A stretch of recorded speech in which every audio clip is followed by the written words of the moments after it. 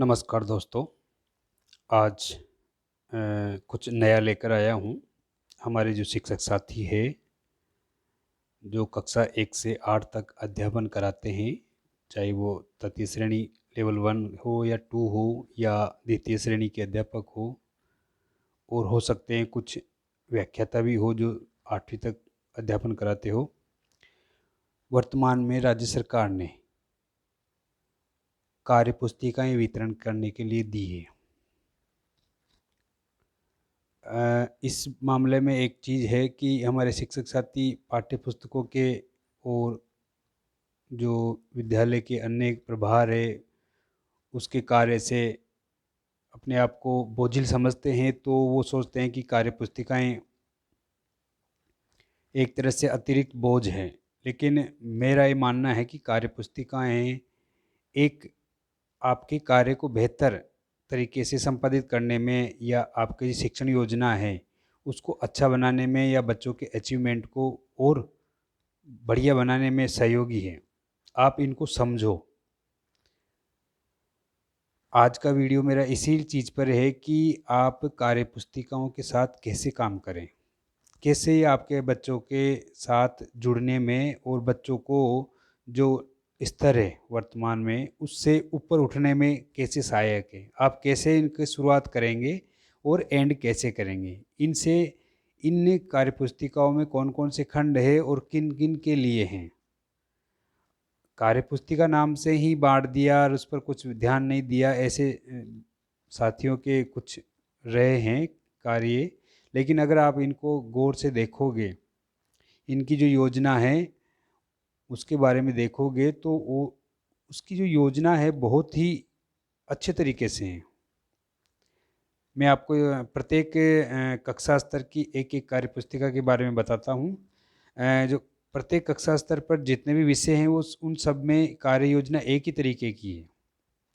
बस वह विषय अलग-अलग है, क्योंकि बच्चों की समझ बनाने के लिए विषय अलग है, लेकिन उनकी जो स्टेप है कार्य योजना की, काम करने की, न्यून स्तर के साथ, समान स्तर के साथ, और ज़्यादा ही न्यून स्तर हो तो उसके साथ कैसे काम करें और बच्चों को किस तरह से उस पर जोड़ें।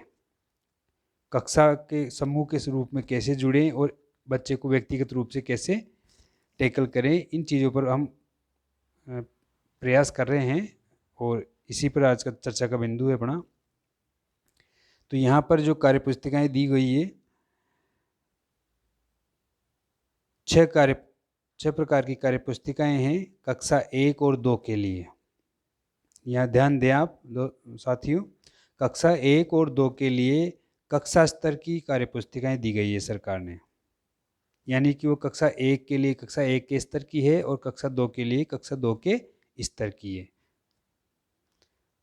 कक्षा 3 के लिए जो कार्यपुस्तिका दी है, वो वर्तमान में, क्योंकि पिछले कुछ समय से शिक्षण बाधित था और कोरोना काल निकला है, तो उसमें पढ़ाई डिस्टर्ब हुई है, तो उस समय में पिछले 2 सालों में जो कक्षा 1 और 2 के बच्चे तीसरी में आ गए हैं, उनके लिए क्या है, तो उन बच्चों के लिए कक्षा 1 और 2 स्तर के जो उसमें कक्षा 3 में हैं, उनको अचीवमेंट बढ़ाने के लिए या गुणवत्तापूर्ण शिक्षा को बनाए रखने के लिए कक्षा 3 की जो पहल नामक कार्यपुस्तिका है, वो उनके लिए हैं। इन पर कैसे कार्य करेंगे, अभी हम एक-एक पुस्तिका पर कार्य करेंगे, वो आपको समझाएँगे। अगली है प्रयास। ये वर्तमान में कक्षा 4 और 5 में पढ़ने वाले जो बालक-बालिका हैं, उनके लिए हैं। और उनका ये है कि अगर वो दूसरी के स्तर के, तीसरी के स्तर के, चौथी के स्तर के हैं, तो इस प्रयास पुस्तक के कार्यपुस्तिका के पर काम करके हम उनके स्तर को वर्तमान कक्षा स्तर तक ला सकते हैं। अगली है प्रवाह। प्रवाह कक्षा 6 और 7 के लिए हैं। वर्तमान में जो कक्षा और 6 और 7 में पढ़ रहे हैं, उन बच्चों के लिए हैं। तो ये उन बच्चों के सभी के लिए हैं। मैं आपको बताऊँगा कि ये कक्षा स्तर के साथ कैसे काम करनी है और कक्षा स्तर से न्यून के साथ कैसे काम करना है और कितने समय काम करना है। जो प्रवाह है छठी 7वीं के लिए, तो ये उन बच्चों के ज़्यादा प्रभावी रहेगी जो चौथी, पाँचवीं और छठी के न्यून स्तर में हैं। वो मान लो कि सातवीं में है, लेकिन उसका जो अधिगम स्तर है वो छठी का, पाँचवीं का या चौथी का है, तो उनके लिए ही कार्य करने के लिए है। अगर ये पुस्तक छठी वाले को मिली है तो चौथी और पाँचवीं स्तर का जो डाउन स्तर है उसके लिए कार्य करने के लिए है। ऐसे ही कक्षा 8 के लिए जो कार्यपुस्तिका मिली है वो कार्यपुस्तिका कक्षा 8 और कक्षा 8 से निम्न स्तर अर्थात पाँचवीं, छठी और सातवीं इन स्तरों को कक्षा 8 स्तर तक लाने के लिए हैं, क्योंकि इस कक्षा में इस स्तर के बालक बालिका होंगे। हालांकि हो सकते हैं इससे न्यून स्तर के भी बालक बालिका हो सकते हैं, तो आप उनको अतिरिक्त सहयोग देंगे और उसके लिए आप चाहें तो पहल या प्रयास या प्रवाह में से और का सहयोग ले सकते हैं, या कक्षा 1 और 2 की जो कक्षा स्तर की बुक्स है उसका सहयोग भी ले सकते हैं। जाहिर है कि हम जो सभी कक्षाएं हैं उनके 2 समूह बनाते हैं हमारे SIQE और CCE के तहत, एक कक्षा स्तर का और एक कक्षा से न्यून स्तर का। न्यून स्तर में जैसे कक्षा 8 में पढ़ने वाला एक समूह होगा, समूह प्रथम कक्षा स्तर का, और समूह द्वितीय होगा कक्षा से न्यून स्तर अर्थात सातवीं, छठी, पाँचवीं, चौथी, तीसरी, दूसरी, पहली का भी हो सकता है। ज़्यादा स्थिति खराब हो आपके तो पहली का भी हो सकता है। तो इन कक्षा 1 से लेकर 8 तक के जो बालक बालिका हैं उनके साथ कार्यपुस्तिकाओं पर काम कैसे करें आप इसमें देखेंगे कि जो कार्यपुस्तिकाएं हैं उनसे कैसे आप जुड़ेंगे। और अभी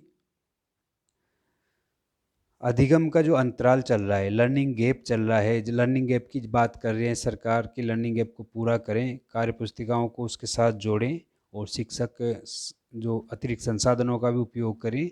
तो आप पाठ्य पुस्तक का भी साथ ले सकते हैं, लेकिन पाठ्य पुस्तक कक्षा स्तर के लिए ज़्यादा होती है, इसलिए यदि लर्निंग गैप नज़र आता है तो आप इन कार्यपुस्तिकाओं का प्रयोग करेंगे। लेकिन आपको ये पता नहीं है कि ये कार्यपुस्तिकाओं के जो प्रारंभ होता है वह ये देखने के लिए होता है कि बच्चे में लर्निंग गैप है या नहीं है। कक्षा 1 और 2 को कक्षा स्तर की है इसलिए उन दोनों को छोड़ दिया जाए, तो बाकी पहल, प्रयास और प्रवाह प्रखर चारों कार्यपुस्तिकाएं सबसे पहले यही काम करती है कि आपका बच्चा लर्निंग गैप में आता है या नहीं आता है। तो अब हम प्रत्येक कक्षा स्तर पर बात करते हैं, क्योंकि हर बुक्स में कुछ न कुछ अलग अलग चीज़ है थोड़ी सी। इनकी जो कार्यशैली है लगभग 60-70% मिलती जुलती है, लेकिन प्रत्येक जो स्तर है उसमें कुछ न कुछ अलग दिया हुआ है, तो उस पर चर्चा करेंगे। और इसी के साथ जो NAS की परीक्षा आ रही है उसकी भी तैयारी करते हैं, क्योंकि इसमें से बहुत सारी चीज़ें बच्चे सीखते हैं और अपने कक्षा स्तर पर जाकर इन चीज़ों के द्वारा ही वो कक्षा स्तर को पूर्ण करते हैं। तो चलते हैं दोस्तों हम कक्षा स्तर की ओर।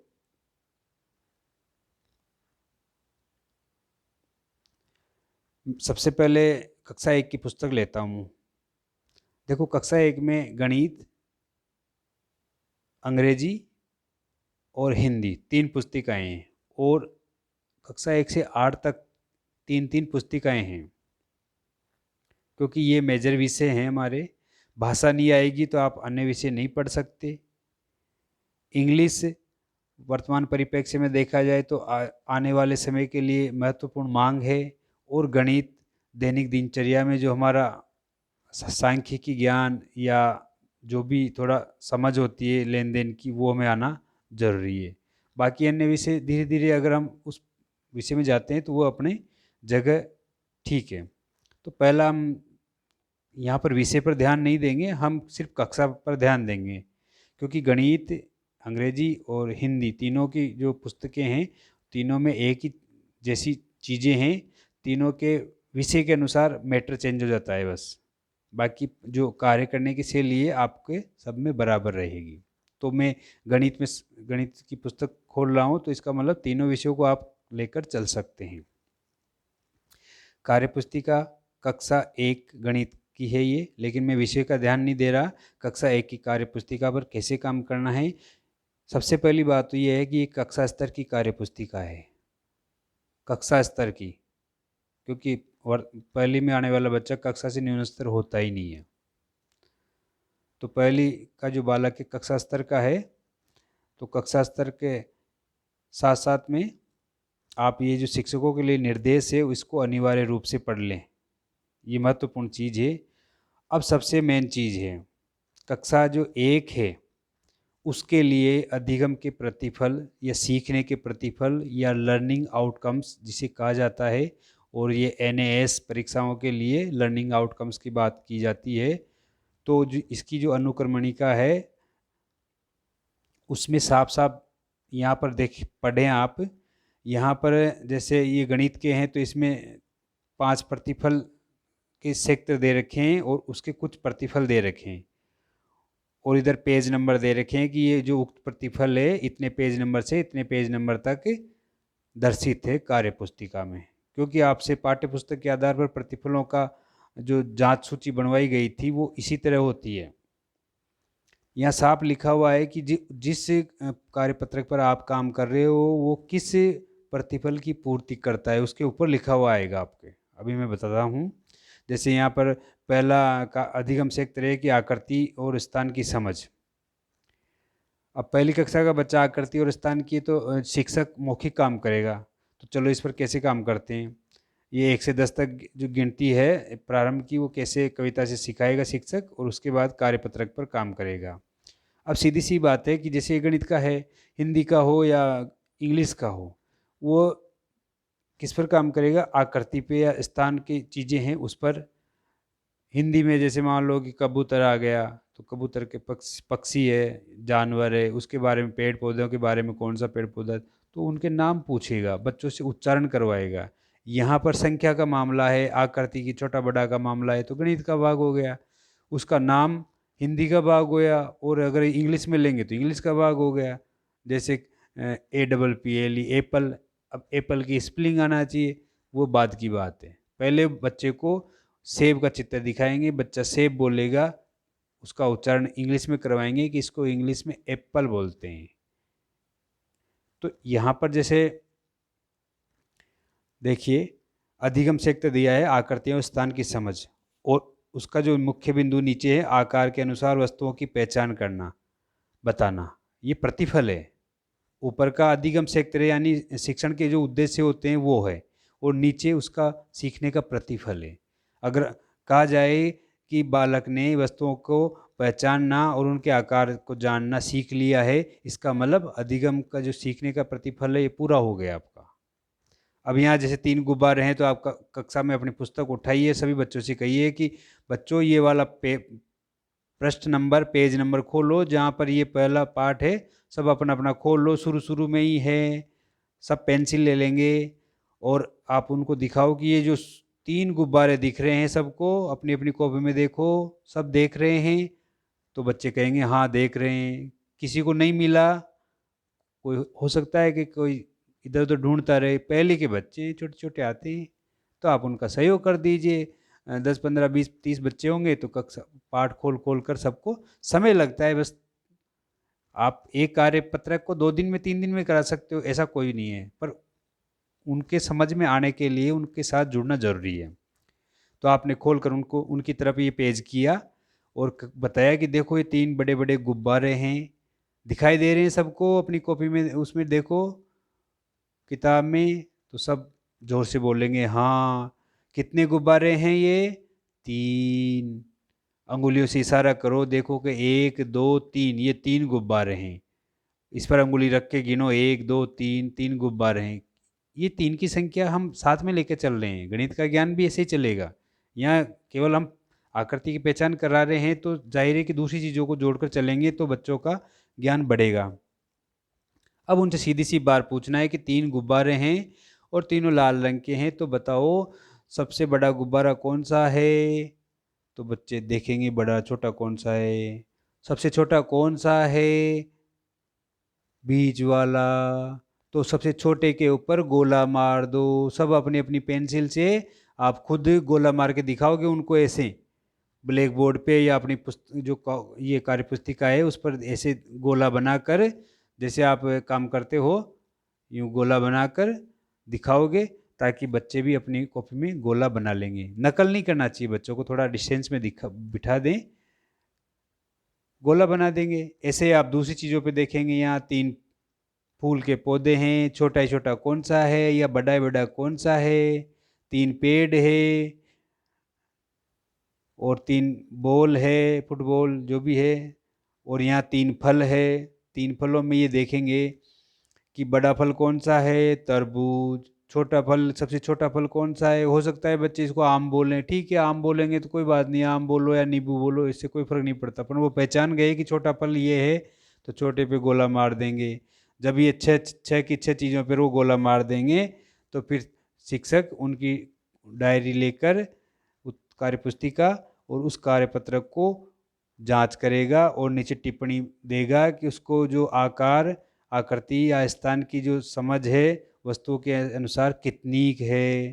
तो जाहिर है कि 6 में से कितने सही करता है, उसके आधार पर शिक्षक स्वतंत्र इस मामले में, उस पर कोई आरोप नहीं होगा कि आपने बच्चा 4 लगाने के बाद भी उसको अच्छा क्यों बता दिया या 3 लगाने के बाद, 4 लगाने के बाद भी बुरा क्यों बता दिया, ऐसा कुछ नहीं है। आप सकारात्मक टिप्पणी देंगे यहाँ पर। जैसे मान लो कि आकृति की समझ है लेकिन और प्रयास करने की ज़रूरत है, यानी कि बच्चे ने 6 में से 4 ही किए या 3 ही किए, आधे ही किए, तो जाहिर है कि उसने प्रयास किया, आता है, थोड़ा थोड़ा समझता है, तो और सकारात्मक टिप्पणी करेंगे आप। यहाँ पर ये साफ साफ है, ये टिप्पणी है वो सकारात्मक और सराहनात्मक होना चाहिए, उसकी सराहना भी होना चाहिए, बच्चों को शाबाशी देना चाहिए। गलती कर रहे हैं लेकिन शाबाशी के साथ उसमें सुधारात्मक और सकारात्मक दोनों होना चाहिए। तो इस तरह से आप ये जो कार्यपुस्तिका है इसमें कार्यपत्रक और आकलन है पूरी की पूरी में, तो आप उसको पूरा करते जाएंगे और कार्यपत्रों को भरवाते जाएंगे। यह सभी तरह के हैं, संख्या ज्ञान वगैरह सारे जो कार्यपत्रक है प्रत्येक जो विषय हैं उसमें ऐसे के ऐसे ही हैं। और जब इसका कार्यपत्रक पूरा हो जाता है तो आखिरी में आप इस पर टिप्पणियाँ 97, 99 ये अभ्यास पत्रक, यहाँ देखो अभ्यास पत्रक खाली दिया हुआ है। जब आप इस पर 12 महीने में या जितने भी आपके पास 10 महीने काम करने के लिए मिलता है तो आप उस पर काम करोगे और आप अपनी हिसाब से बच्चे को काम दोगे। क्यों यहाँ आपके हिसाब से क्यों है? अक्सर टीचर सभी को एक जैसा काम देते हैं लेकिन बच्चे की सीखने की गति अलग अलग होती है, बच्चे की व्यक्तिगत विभिन्नता अलग अलग होती है, तो आप प्रत्येक बच्चे को यहाँ छोटे छोटे काम दे दोगे। अगर आपको लगता है कि यहाँ उतारना कठिन है तो आप प्रिंटेड चीज़ भी दे सकते हो और यहाँ चिपका सकते हो, आप काम दे दोगे, ये आपकी कार्यपुस्तिका का काम हो गया। और बच्चा जो उसकी पुस्तक से लर्निंग करता है उससे बढ़िया लर्निंग यहाँ भी कर रहा है, उसके बाद में उसकी पुस्तक का सहारा ले सकते हैं। अगर बच्चा अच्छा अचीवमेंट करता है तो पुस्तक को भी साथ में लेकर चल सकते हैं। तो कक्षा 1 और 2 दोनों में एक जैसी ही स्थिति है। ये कक्षा 2 है, कक्षा 2 में भी वही स्थिति है, वैसे ही कि लर्निंग जो प्रतिफल है वो वैसे के वैसे ही है और कार्यपत्रक 1 से शुरू हो जाता है। यहाँ पर जो कार्यपत्रक शुरू होंगे वो थोड़ा सा कक्षा 1 से आगे की स्टेप के हैं, थोड़े कठिनाई से हैं। कक्षा 1 में बहुत सरल थे, कक्षा 2 में थोड़े कठिनाई स्तर का आ जाएगा। तो इस तरह से आप इसमें देख देंगे और आखिरी में जो कार्यपत्रकों का एंड होता है वहाँ पर वही अभ्यास पत्र 1 और 2 आप उनको देकर उनका जो ग्रेडिंग कर देंगे कि बच्चा स्वयं सीख सकता है या शिक्षक की आवश्यकता ही पड़ती है उसको, या इन दोनों के अलावा वो सीखने में बिल्कुल नल है। तो इस तरह से आप उनकी टिप्पणी करके रख देंगे, लेकिन सकारात्मक होना चाहिए। कक्षा 3 में अब महत्वपूर्ण बात आती है हमारी कक्षा 3 में। कक्षा 1 और 2 दोनों कक्षा स्तर की कार्य पुस्तिकाएँ हैं, इसलिए उनमें कोई दिक्कत नहीं है, वो तो कक्षा स्तर के साथ काम करने के लिए बेहतर चीज़ है।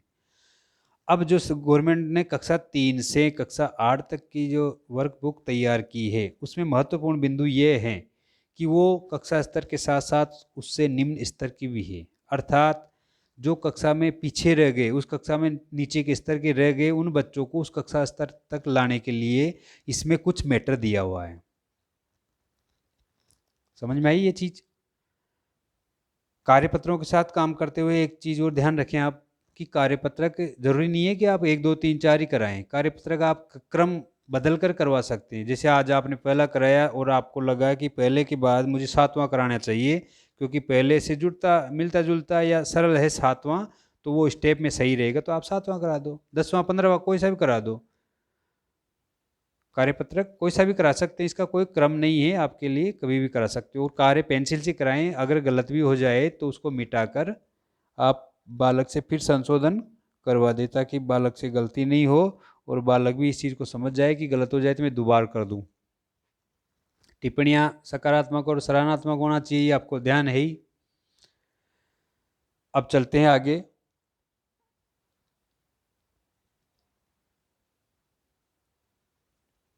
ये कक्षा 3 की कार्यपुस्तिका है, जो पहल के नाम से हैं, और ये कक्षा 3 के साथ-साथ कक्षा 1 और 2 स्तर के जो बालक हैं कक्षा 3 में, उनके साथ काम करने के लिए।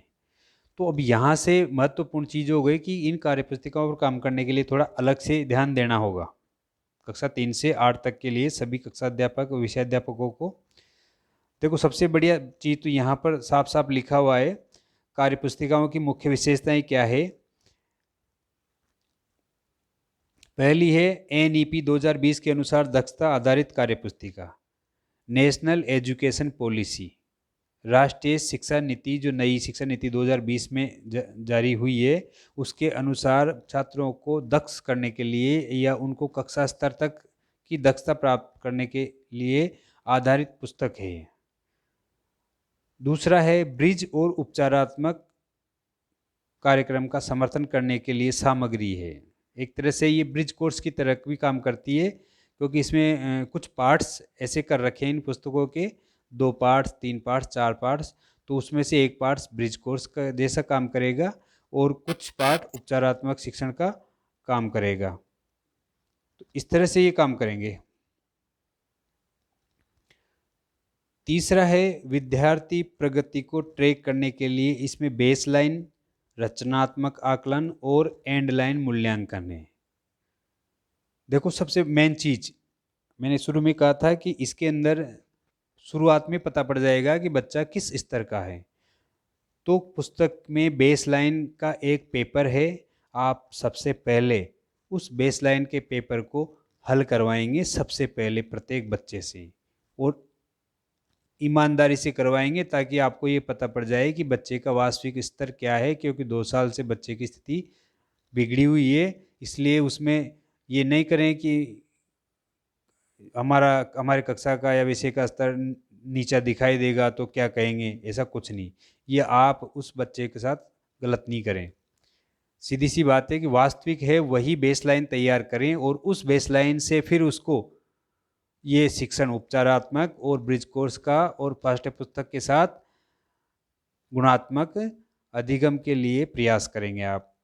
बीच बीच में रचनात्मक आकलन भी है, और आखिरी में एंड लाइन मूल्यांकन है, जो कक्षा स्तर के अनुसार होगा कि बालक कक्षा स्तर का आया या नहीं।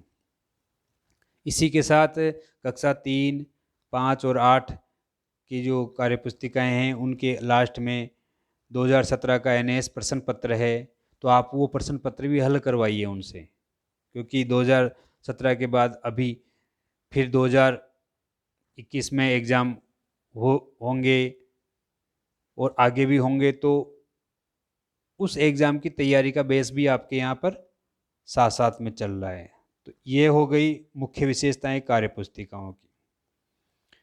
अब महत्वपूर्ण बिंदु है शिक्षकों के लिए, आप पढ़ लीजिएगा, क्योंकि ये बहुत बढ़िया चीज़ है। इसमें बहुत बढ़िया चीज़ लिखी हुई है कि कार्यपुस्तिकाएं जो है वो 2 भागों में बांटी गई है। पहला जो भाग है वो ब्रिज कोर्स के नाम से है, दूसरा भाग है जो उपचारात्मक शिक्षण के नाम से है। ये कक्षा 3 से 8 तक के लिए हैं, ध्यान देना इस चीज़ को। पहला भाग ब्रिज कोर्स के लिए है। ब्रिज कोर्स जो कक्षा स्तर से पहले न्यून होते थे या आयु के अनुसार जिनको प्रवेश दिया जाता था, उनको ब्रिज कोर्स करवाकर कक्षा स्तर तक लाया जाता है। और यदि फिर भी वो नहीं होता है, ये ध्यान में देना, यहाँ पर ये चीज़ ध्यान में देनी है कि ब्रिज कोर्स का जो भाग है वो पूरा होने के बाद, उसका शिक्षण या उस पर काम करने के बाद बच्चे के साथ काम किया और उसका एक आकलन होता है लास्ट में, उस पर काम करने के बाद भी अगर बच्चे का स्तर न्यून होता है तो उसके बाद में जो सामग्री दी गई है उपचारात्मक शिक्षण की प्रत्येक पुस्तक में, उस उपचारात्मक शिक्षण पर आपको काम करना है वर्ष भर पूरा। जैसे अभी बच्चा तीसरी में पढ़ रहा है और उसका ब्रिज कोर्स के बाद भी कक्षा 2 का स्तर रहा, 1 से 2 आ गया मान लो, तो 2 का मतलब न्यून ही है। तो फिर आप उसको जो बाद में सामग्री है उपचारात्मक शिक्षण की, वो आप कक्षा 3 तक, जब तक वो कक्षा 3 में रहेगा तब तक आप उपचारात्मक शिक्षण की सामग्री उसके साथ चलाएं और उसको पूरा करवाते हुए उसकी कक्षा 3 में स्तर को पूर्ण करें मतलब। तो यहाँ ये चीज़ ध्यान में देनी है कि प्रत्येक पुस्तक को 2 भागों में बांटा गया है, ब्रिज कोर्स का आधार और उपचारात्मक शिक्षण के रूप में। चलते हैं इस पर क्या कैसे करना है काम। देखिए, जैसे कक्षा 3 की जो पुस्तक है उसमें ब्रिज कोर्स साफ साफ लिखा हुआ है, यहाँ पर आप ध्यान दें, पुस्तकों को चेक करें, पढ़ें उनको, तब ध्यान पड़ेगा आपको। यहाँ ब्रिज कोर्स के लिए दिया हुआ है और क्रम संख्या 5 और उसके बिंदु दिए हुए हैं कौन कौन से हैं। प्रारंभिक मूल्यांकन, ये प्रारंभिक मूल्यांकन बेस लाइन है। कार्य करने से पहले कक्षा 3 से 8 तक की जो कार्य पुस्तिकाएँ हैं उसमें पहला पेज, पहला कार्य बेस लाइन का होगा, आधार रेखा मूल्यांकन जिसे कहते हैं। तो सबसे पहले ईमानदारी से आधार रेखा मूल्यांकन करके बच्चे का वास्तविक आकलन करें कि वह किस स्थान पर है, कौन सी कक्षा के स्तर का है वर्तमान में। पढ़ कोई सी भी कक्षा में रहा हो, नामांकन किसी भी कक्षा में चल रहा हो, लेकिन उसका अधिगम स्तर क्या है, उसका लर्निंग गैप किस कैटेगरी का है, कक्षा से कितना नीचे हैं। तो ये चेक करने के लिए बेसलाइन दिया हुआ है, ये देखिए यहाँ पर प्रारंभिक मूल्यांकन, बेसलाइन, आधार रेखा मूल्यांकन। इस प्रश्न पत्र को सबसे पहले हल करवाएं बच्चों से। यदि आपको दिक्कत आती है कार्य पुस्तिका में तो एक एक बालक से करवा लें, नहीं तो सभी बालकों को बिठा लें दूर दूर और दिखाते जाएं, प्रश्न बोल बोल कर आप उनको करवाते जाएं कि इसमें से कौन सा होगा, उस पर निशान लगाओ, संख्या लिखो, कैसी आकृति है वो लिखो, जो भी है। तो बच्चे अपने आप करें मतलब इसको, ताकि आपको पता पड़ जाए कि बालक का बेस लाइन वास्तव में क्या है। और यदि आप पाठ्य पुस्तकों की तरह काम करते रहोगे इन पे भी, तो एक तरह से कोर्स पूरा कराने का काम रहेगा और बच्चों का स्तर वह कवर ही रह जाएगा। वास्तविकता ये है कि जितनी छोटी कक्षा है उतना ही स्तर डाउन है हमारे 1 से 12 तक के विद्यालयों का। अभी उच्च कक्षाओं की बात बता रहा हूँ मैं, बच्चों को जिससे खड़ा करके पाठ्य पुस्तक पढ़वाता हूँ कि ये आधा पेज है इसको पढ़, तो कम से आधे पेज में 20 गलतियाँ कर देते हैं बच्चे, और उस आधे पेज का सुधार कराते कराते पूरा पीरियड खत्म हो जाता है।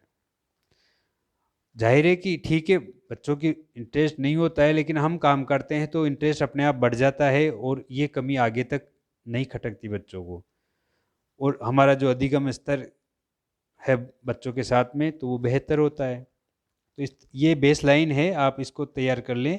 बेस लाइन को कंप्लीट करने के बाद जैसे यहाँ पर देखिएगा, बेस लाइन में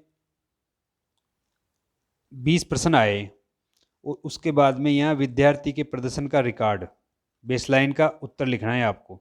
तो यहाँ टिप्पणी लिखनी है कि बेसलाइन में उसकी स्थिति क्या है,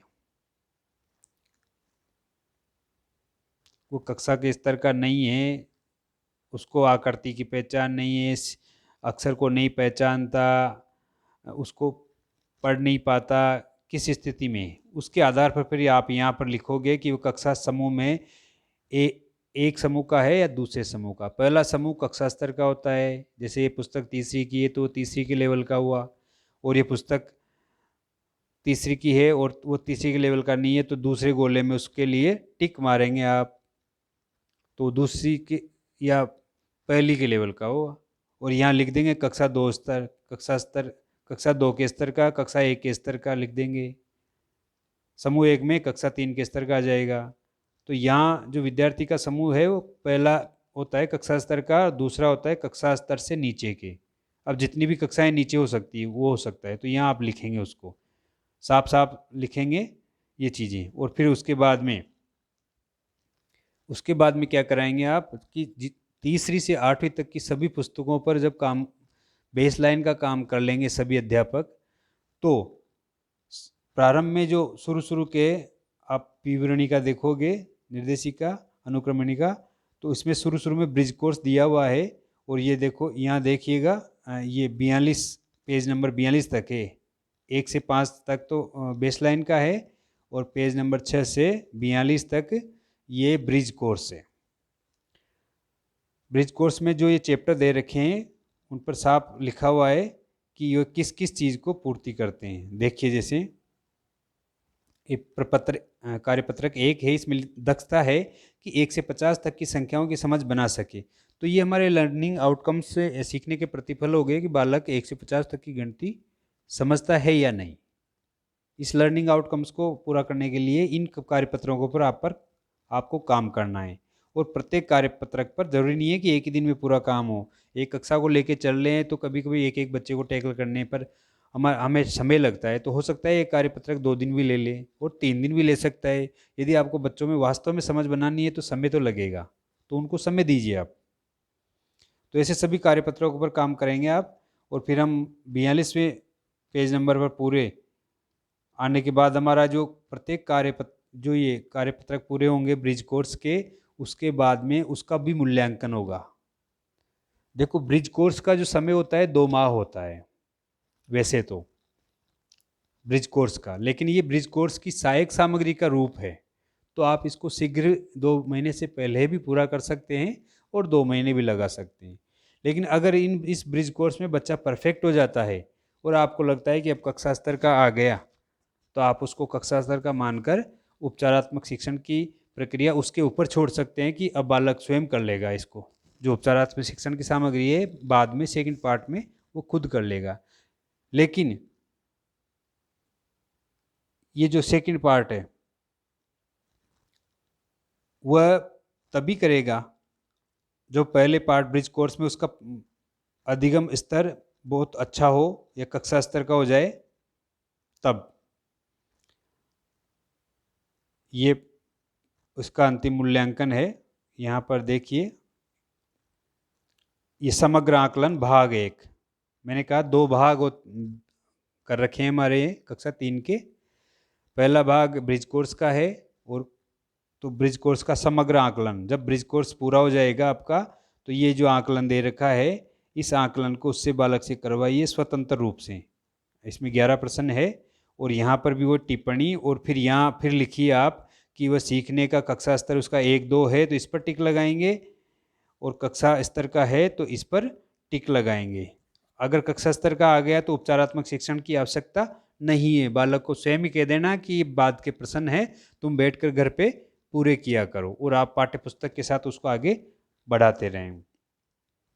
जब ब्रिज कोर्स पूरा हो जाए और बालक कक्षा स्तर का नहीं मिलता है, कक्षा स्तर से फिर भी डाउन रह जाता है, तो फिर आप उसको, ये नीचे दूसरा पार्ट दे रखा है सत्र पर्यंत उपचारात्मक शिक्षण, अब यह करवाना है। तो इसकी जो विवरणिका है वो यहाँ दे रखी है, देखिए पूरी दे रखी है कि उसमें कौन कौन सी चीज़ें आपको यहाँ बच्चे को सिखाने के लिए मिलेगी, किस किस पर आपको काम करना है। और ये सारे लर्निंग आउटकम्स के भाग है। जब आप उस पर जाओगे कार्यपत्रक पर तो उसके ऊपर लिखा हुआ होगा कि ये किस लर्निंग आउटकम्स को पूरा करता है और किस किस पृष्ठ संख्या पर है, कौन कौन से कार्यपत्रक है इसमें। उसके बाद में फिर प्रश्न नंबर 117 पर, प्रश्न नंबर 117 पर आपका आखिरी मूल्यांकन पूरा हो जाता है। ये कार्यपत्रक 57, ये आकलन आ गया, 16 नंबर का लास्ट का आकलन हो गया और ये हो गया। अब देखिए, जब आपका उपचारात्मक शिक्षण भी पूरा हो जाता है तो आप क्या करेंगे कि यहाँ दिया हुआ है विद्यार्थी मूल्यांकन सूची, सीखने का स्तर 1 व 2। क्योंकि ब्रिज कोर्स करने के बाद बच्चा अगर कक्षा से न्यून स्तर का होगा तो वो कक्षा 1 और 2 का ही रहा यहाँ पर, क्योंकि ये तीसरी की पुस्तक है। तो 1 और 2 का रहा, तो वो 1 और 2 कक्षा स्तर का होने के बाद जो हमने काम किया इन सभी चीज़ों पर, तो वो प्रत्येक इन जो दक्षताएं हैं, सीखने के प्रतिफल या अधिगम जो क्षेत्र हैं, उनमें से उस बालक का प्रदर्शन क्या रहा। जैसे मान लो ये पहला है, 1 से 50 तक की संख्याओं को गिने और लिख सके, शून्य की अवधारणा को समझ सकता है। तो आप यहाँ पर छोटी छोटी चीज़ें लिखेंगे कि पहली लाइन में जैसे 1 से 50 तक की संख्याओं को गिने और लिख सकता है। यदि अटक-अटक कर लिखता है तो शिक्षक की सहायता से लिख देंगे। स्वयं लिख सकता है तो स्वयं कर सकता है, छोटी-सी शब्दों में लिख देंगे, और नहीं कर पाता है तो नहीं लिख देंगे। तो इन सभी जो बिंदुओं हैं उसके बारे में लिखेंगे। करता है तो ठीक, नहीं करता है तो ठीक, वो स्थिति लिख देंगे। ये सभी दक्षताएं यहाँ तक आ गई है दोनों पार्ट में, और यहाँ टिप्पणी करके आप उसका समग्र आकलन कर देंगे। यहाँ नीचे कक्षा 3 की पुस्तक है, तो NAS 2017 का गणित का पेपर दिया हुआ है। आप इस पर भी बच्चे से काम करवाएं, ताकि जब NAS की परीक्षा हो तो उसका स्तर और देखा जा सके। तो कक्षा 3 हो गई। कक्षा 4 और 5, कक्षा 4 और 5 की समान पुस्तक है। चौथी पाँचवीं को एक ही तरीके की पुस्तक दी गई है, और ये प्रयास के नाम से हैं। इस पर भी वही स्थिति है जो कक्षा 3 के विशेषताएं थी, इसकी भी। यहाँ सिर्फ जो ब्रिज कोर्स है उसका रूप बदल जाएगा, बेस लाइन वही रहेगी। इसकी भी सभी विषयों में बेस लाइन है, और बेस लाइन पर काम करने के बाद आपको ब्रिज कोर्स पर काम करना है। ब्रिज कोर्स का समय 2 माह है लगभग। अगर समय कम पड़े तो उसको थोड़ा जल्दी करा दें, अगर समय पर्याप्त हो तो उसको आराम से कराएं। ब्रिज कोर्स पूरा होने के बाद उसका आकलन करें। आकलन करने के बाद में जो उसका मूल्यांकन है उसके आधार पर बच्चे को, यदि बच्चा कक्षा स्तर का नहीं आया है तो उपचारात्मक शिक्षण के जो सेकंड पार्ट है वो करवाएं। अगर कक्षा स्तर का हो गया बच्चा तो उसको कक्षा से जो स्तर का मानकर पाठ्य पुस्तक से कराएं, और ये जो उपचारात्मक शिक्षण का भाग रह गया उसको बच्चे से स्वयं करने के लिए आप दे सकते हो, ताकि वो स्वयं बिजी रहे और उससे लगा रहे। बेसलाइन सभी की है, इसमें ध्यान दें। बेसलाइन के आधार पर आपको निश्चित करना है कि वो ब्रिज कोर्स में जाएगा और कौन से स्तर का रहेगा।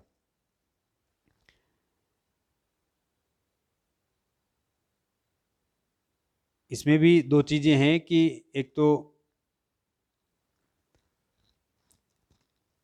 जो पृष्ठ संख्या 1 से 51 तक ब्रिज कोर्स है, और 52 से 115 तक चौथी और पाँचवीं के स्तर का उपचारात्मक शिक्षण है। और फिर लास्ट में उसका जो अंतिम मूल्यांकन होता है वो आ जाता है। अंतिम मूल्यांकन करने के बाद उसका जो आकलन है आप करते हो वो कर दें। सभी में अलग अलग तरीके का आता है, तो सभी का इस चीज़ का विशेष ध्यान रखें आप।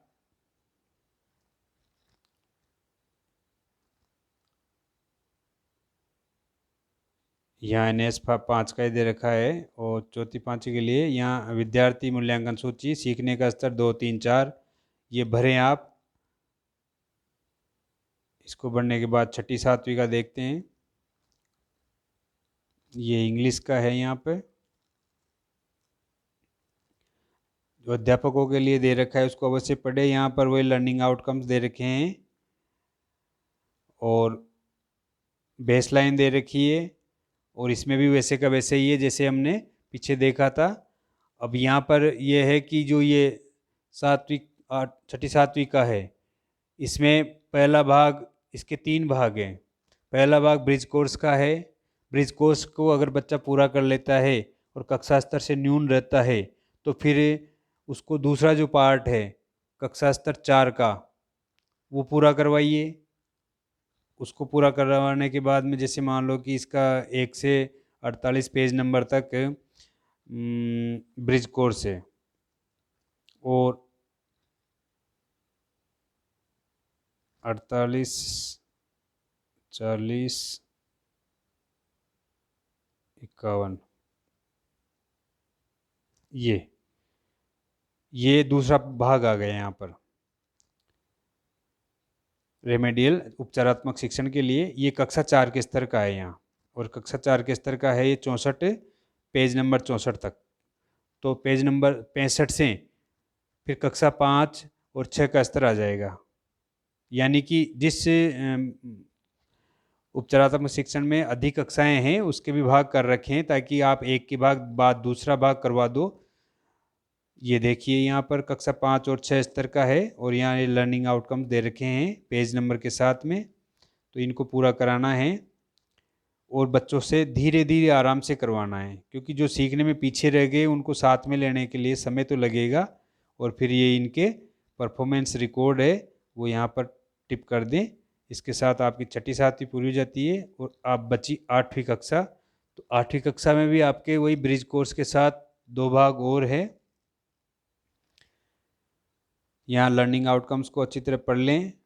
ब्रिज कोर्स पूरा हो रहा है, पेज नंबर 48 पर इसका समग्र मूल्यांकन है। उसके ये बेसलाइन दे रखी है इसकी कक्षा 8 के स्तर की। बेसलाइन को ईमानदारी से करवाएं। सभी को दी गई पुस्तकें तो सभी का बेसलाइन देख लें, ताकि आप पाठ्य पुस्तक भी पढ़ाते हो तो उसके साथ आपको पता पड़ जाए कि बच्चे के साथ कैसे काम करना है, उसका वास्तविक स्तर क्या है, तो उसी स्तर से काम करें। हम सभी को पाठ्य पुस्तक स्तर से लेके चलते हैं और जो हमारा शिक्षण शैली है वो लगातार वही चलती रहती है, तो हम उसको बदलें थोड़ा, क्योंकि बच्चों का स्तर डाउन है और अलग अलग है, तो हम बदल सकते हैं। प्रत्येक पाठ के लिए एक अलग शैली अपना सकते हैं। तो इस चीज़ के बेसलाइन पूरा करने के साथ ही उसके मूल्यांकन के आधार पर आप उपचारात्मक शिक्षण दें। और ये इसमें जो 1 से 48 पेज नंबर तक, जैसे ये प्रखर हिंदी है तो 1 से 48 तक ब्रिज कोर्स है और 49 से 65 तक 5वीं का स्तर है। 65 तक 5वीं का स्तर है और 66 से लेकर 92 पेज नंबर तक 6ठी और 7वीं का स्तर है। और उसके बाद में इसका समग्र मूल्यांकन है पूरा कक्षा के बाद। और ये कक्षा 8 है तो जाहिर है कि कक्षा 8 है तो इसमें एनएएस की परीक्षा का पेपर भी साथ में ही है। तो इस तरह से आप जो कार्य पुस्तिकाएँ हैं उनके साथ काम करेंगे और पूरा सहयोग देंगे। सीखने के प्रतिफलों को अच्छी तरह समझ लें, सबसे महत्वपूर्ण चीज़ ये है, और उसी के अनुसार बच्चों पर काम कराएं। प्रत्येक कार्यपत्रक के साथ सीखने के प्रतिफल दे रखें। जैसे यहाँ देखिए कार्यपत्रक के 64 है तो यहाँ साफ लिखा हुआ है दक्षता सूचना पट पर लिखी सूचना पढ़कर समझना एवं संदर्भ में प्रयोग कर पाना। तो ये जो लर्निंग आउटकम्स है, सीखने के प्रतिफल है, प्रत्येक कार्यपत्रक पर दे रखे हैं। प्रत्येक बच्चे ने अगर ये दक्षता प्राप्त कर ली है तो ठीक है, नहीं किए तो आप एक कार्यपत्रक पर 2 बार 3 बार भी काम करा सकते हैं। काम तो कराना पड़ेगा। देखो, बिना काम कराए तो बच्चों को हम अधिगम के उच्च लेवल पर नहीं ला सकते, लर्निंग गैप को पूरा नहीं कर सकते, जो अधिगम अंतराल है उसको पूरा नहीं कर सकते, उनका आकलन करने में हमें समस्या आती है। पेपर दे दिया, बच्चे को पढ़ना ही नहीं आता तो वो क्या करेगा? उसको आता तो है, उत्तर तो आते हैं उसको। अगर आपका 2-4 चित्र बना रखें और प्रश्न कह रहा है कि छोटा, इसमें से छोटा कौन सा चित्र है, अब बच्चा पढ़ना नहीं जानता तो उसे क्या पता है कि छोटा चित्र पूछ रहा है, बड़ा चित्र पूछ रहा है, गोल चित्र पूछ रहा है, तो वो नहीं कर पाएगा। उसको उत्तर तो पता है लेकिन पढ़ने के अभाव में वो नहीं कर पाएगा। तो मेरा तो ये सुझाव है कि सबसे पहले भाषा पे विशेष ध्यान दे। सभी अध्यापक मिलकर एक बार भाषा, बच्चे की भाषा पढ़ने की जो शैली कला है उस पर उसको पढ़ना लिखना सिखा दें।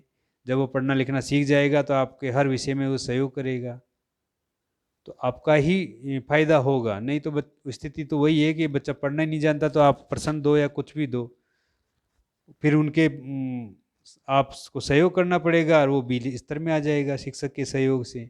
स्वतंत्र स्तर से नहीं कर पा रहा तो ए ग्रेड का नहीं होगा बच्चा। तो बच्चे की ग्रेड हमारे हाथ में है कि हम ए ग्रेड में लाना है कि बी ग्रेड में लाएंगे। तो इस तरह से आप अधिगम क्षेत्र को बढ़ाएं बच्चों के और उनके साथ जुड़कर काम करें। काम की वृद्धि हो रही है हमारे साथ, हमें ऑनलाइन कामों से फुर्सत कम मिलती है, फिर भी अभी निदेशक महोदय ने जो टाइम टेबल जारी किया था उसमें साफ साफ लिखा हुआ था कि आप ये 1 से 8 तक के कार्यपुस्तिकाओं पर काम करें, क्योंकि 2 साल का जो लर्निंग गैप का या अधिगम अंतराल है उसको पूरा करने के लिए इन पुस्तकों के साथ काम करना ज़रूरी है। हमें पता है बच्चों का स्तर वास्तव में डाउन है तो उसको बढ़ाएं। तो ये कक्षा 1 से 8 तक की कार्यपुस्तिकाओं पर कैसे काम करें उस पर चर्चा थी दोस्तों। आपको चर्चा कैसी लगी इस पर कमेंट ज़रूर करना। जितना प्रयास था उतना मैंने किया है बताने का, और आगे और कुछ मिलेगी जानकारी तो उन पर काम करेंगे। शेयर लाइक ज़रूर करें और साथियों को पहुंचाएं ये सामग्री, ताकि वो भी अपने बच्चों के साथ काम करके उनका लर्निंग गैप कम कर सकें। तो धन्यवाद दोस्तों।